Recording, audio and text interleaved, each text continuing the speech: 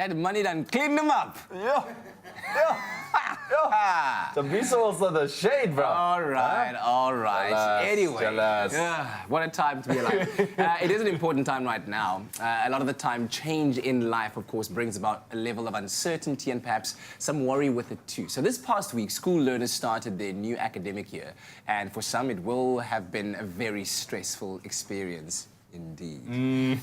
This morning, we're joined in studio by family therapist and social worker Talya Ressel to talk about how parents can help their children deal with back-to-school anxiety. Good to have you, Talya. Thank you. Lovely. Welcome back as well. Lovely to see you. Yes, it is now the time where the anxiety will probably settle in. My boy went to grade 1 last week, and it was all good and well. He took it. I think we cried more than anything else. The parents more anxious. Yes. But now that he's settling into, the school year, it's his first full week now at school. There's a lot of work, a lot of activities. So it's, I can see him now starting to feel a little bit more anxious. But why is it? Why do children get anxious when they go back to school? Not only grade 1s. Yeah, and we're talking the whole gambit. And also a lot of kids are starting today as well. Yeah. It's like sort of staggered start, so good luck to all of them. And my kids are starting today. Okay. So, yeah, I know that feeling. But why is that anxiety there? It's because it's change, it's transition, it's something new, whether it's starting grade 1, like your little one is, or it's going to a new school that you haven't been before, or high school, where it's totally a different scenario, where you don't know what's expected of you. I've seen a lot of that. You see a lot, there's a lot of tears, in the start, and I see more tears from the parents than from the kids. But it's the unknown. So it's something that they don't have control of. Think about it. They've spent the past few weeks with you quite a bit. It's been quite nice not having to do all the mundane sort of day-to-day activities. And also I see with older kids there's anxiety because last year everyone was drumming into them, when you get to grade X now, or now when you're in high school next year, this is when it starts. So there's a lot of anticipatory anxiety. It's like, now it's going to start, or what if I don't manage? So we see anxiety really creep up at this time. Sure. Yeah. So what can parents and teachers look out for to know that the child is experiencing some form of back-to-school anxiety? Well, I think any change in behaviour, in terms of it, like we often see their sleep changing, that they find it hard to fall asleep or hard to stay asleep or waking up early, avoidance, not wanting to go to school, or, not wanting to participate in any activities after school, just removing themselves from the situation. We see a lot of physical stuff, like tummy aches and headaches, and I don't feel well. Stress. Yes, and they can't say, I'm worried, but they'll say, my tummy's sore. We see that quite a bit. A lot of tears, going quiet, so kids can go quite introverted. We can see some tantrums in the younger ones as well. Older ones, it's difficult to know sometimes because they are more withdrawn from their parents. But I think we can see if they seem out of sorts. Yeah. You know your child. You know, exactly. You know your child. And so think about it. When you get stressed, when there's anxiety, the brain goes into fight, flight, or freeze. So often the symptoms are around that. Are they freezing? They're totally withdrawn.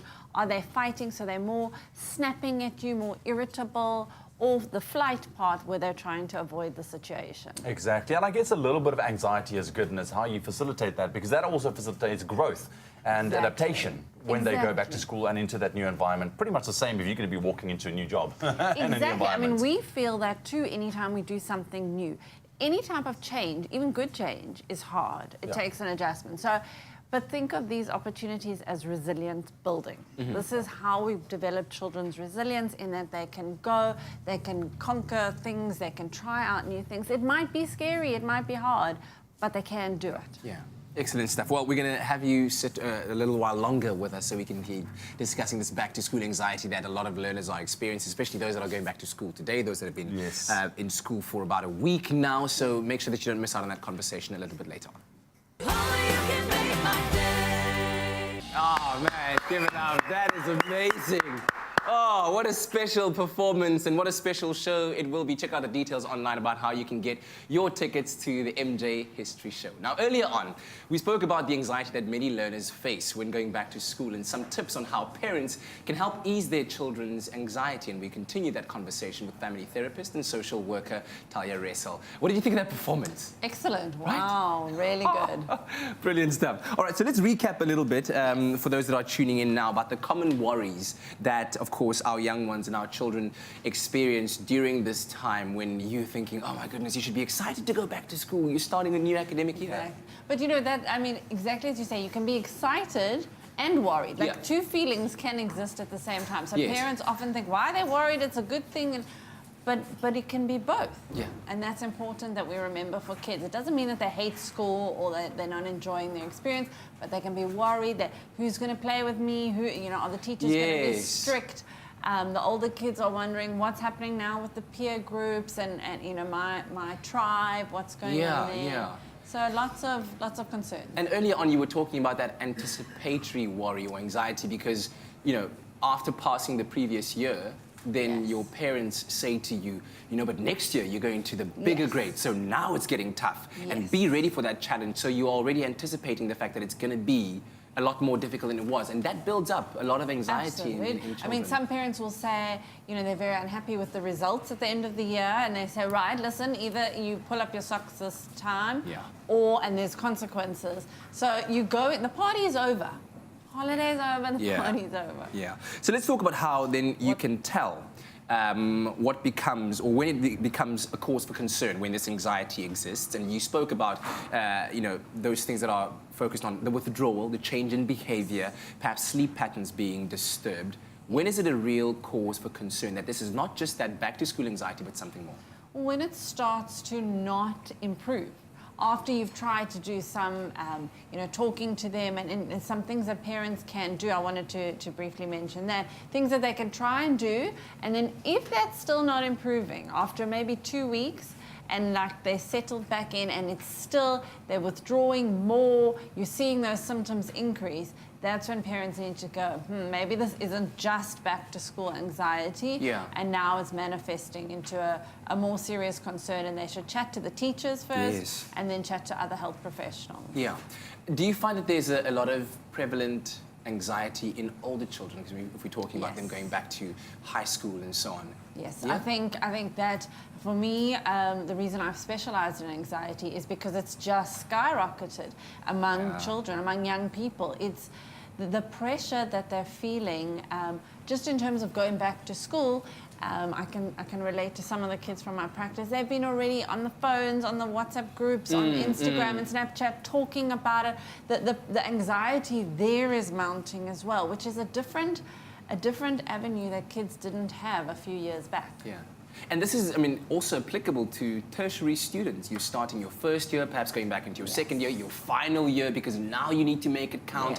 That bursary money is going to run out if you don't finish this year. It's maybe the final year that your parents or your family can afford. Yeah, you're away from home. All those you know, these financial pressures are just so hectic. But anyway, what tips do you have? What can parents do? So, talk to your child, help them get some information, prepare them as much as you can for the new scenario and give them as much insight if they can visit the school before, or if they're taking a new transport route, give them some guidance around that. Put a note in their school bag, this is how you're getting home, or this is who's fetching you, or this is my phone number.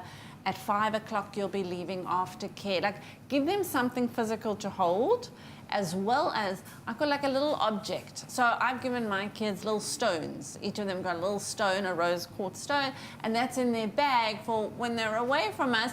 They can like look in their bag, hold the stone, something it can be. Yes, exactly, that little connection to us. With the older kids, talk to them about previous times that they've had first experiences. You know, remember when you went to this new party, or when you went there new, and it was nervous, and it was nerve-wracking, but you managed, and this is what you did. great. Yeah, because I mean, I talk about my first day in a job or my first experience going to a new group of people, and it is terrifying. The first time I came here was terrifying. Man, I'm just thinking now how I would have loved to maybe have received like a quote of the day on a little small piece of paper every day in a little pocket of my school bag. And every day you know that when you get to class, first class, you take that out and you read, and that's your inspiration for the day, right? That's a great idea. Talya, thank you. Thank you. Thanks Much for having appreciated. me. And good luck to all of those who are starting school afresh in the new academic year today. Don't worry about it so much. Yes, it is a challenge. The anxiety is there, but do try and enjoy it as much as possible. It is, after all, an adventure.